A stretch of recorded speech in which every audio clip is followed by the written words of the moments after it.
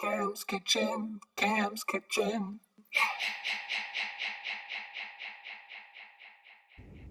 Hi, welcome back to Cam's Kitchen. Today I have a very special belated birthday episode where we're gonna make cake pops. Now, it's the first time I've ever made this recipe, so let's see how it goes. For today's recipe, you'll need cake mix, white chocolate, oil, preferably canola oil, vanilla icing, 3 eggs, and a skewer. If you want to too, you can add some extra things like some candy eyeballs and food coloring. First, I'm going to preheat my oven to 350 degrees. So we're going to start by making our cake mix. Every cake mix asks for a different thing. This one asks for a cup of milk or water, so I'm going to use water, and half a cup of oil and 3 eggs. So let's get started.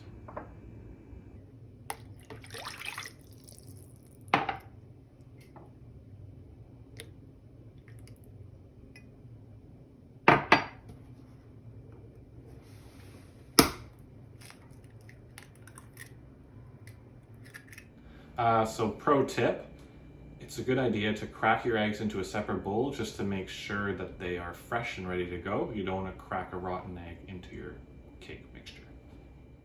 Once I've added all my eggs in, I am going to grab my whisk here, and then I'm going to start trying to incorporate those eggs, water, and oil together. This might take a little second, but don't lose your patience. You can just kind of keep whisking and eventually you'll get it. Once everything's incorporated, you can start adding your cake mixture into your wet ingredients. I'd recommend doing this slowly, just so you don't kind of overburden the wet ingredients. So what I'm doing here is I'm just kind of adding a little by little and stirring it in.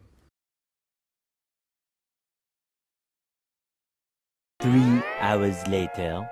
Once you've incorporated all your cake mix, your mixture should be kind of thicker and then have this kind of consistency.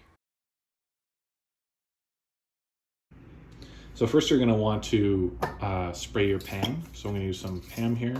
Spray the bottom and the sides. This will help keep the cake from sticking to the sides. And then you're going to pour your batter in.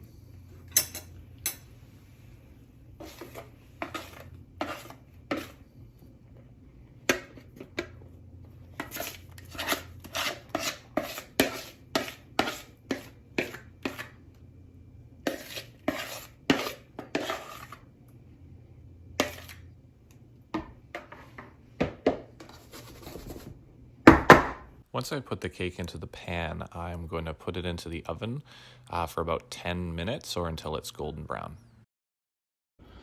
Once the cake is cooled, now we get to the fun part. And I know your parents probably tell you never play with food, but this is the exception. So we're going to take the cake with our hands from the pan and put it into the bowl. Oh yeah. So we're going to want to crumple it up once it's in the bowl. But right now I'm just going to remove it from the pan. I didn't mention this, but your hands should be clean for this as well. So make sure to clean them off in the sink. So now we're going to want to make our cake bits a little bit smaller. So you kind of go in there, you can break them up into smaller little chunks. This will help when we incorporate our vanilla icing.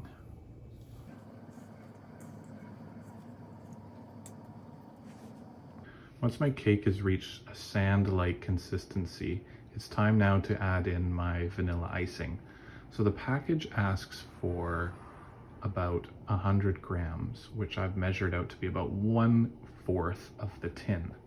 However, it's always a good idea to keep your vanilla icing nearby, just in case you need to add some extra for the incorporation. Now this part is going to get a little bit messy, so I'm going to cut to the finished product. Now that I've mixed the cake batter with the vanilla icing, you can see that it's turned into almost like a cookie dough consistency. This means it is perfect for starting to make into the balls. So what I'm going to do is I'm going to use a spoon as a reference point and I'm just gonna scoop out a little. Now the size of the balls can be as big or as small as you want. So I'm gonna make mine maybe about a medium size. So once I've rolled it, get a nice size ball there, and whew, this is gonna take a while. Now that I have all my balls rolled, it's now time to stick my sticks in. So I'm gonna stick them maybe about 3/4, halfway 3/4 through the ball. I don't wanna go all the way to the other side.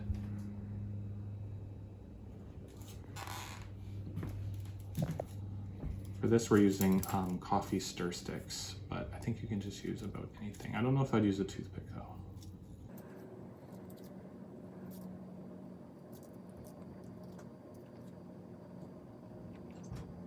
Once I've rolled and skewered my pops, I'm going to start out on my white chocolate. So what I got going on here is called a double boil. I got 2 pots, one with hot water and one with the white chocolate, and I just melt it down.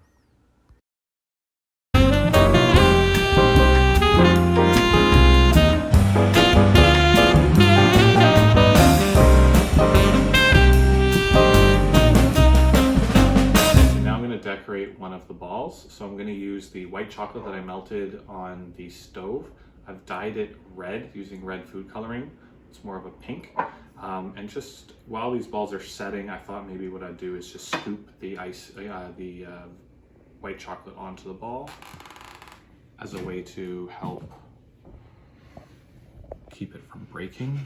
So here I'm just adding that white chocolate mixture to the pop. Just kind of layering it on as I go. I might wait until your pops are set, just so it makes this process easier.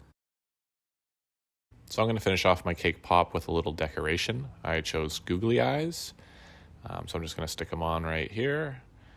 Oh yeah, look at that creation. Beautiful. And now for my favorite part of the cooking, the eating.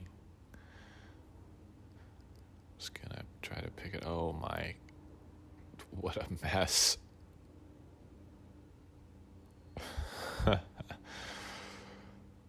Well, I have to admit it still tasted good.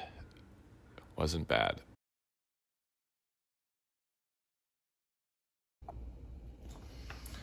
So that was the first time that I made this recipe, and I think it's safe to say that it didn't really go according to plan.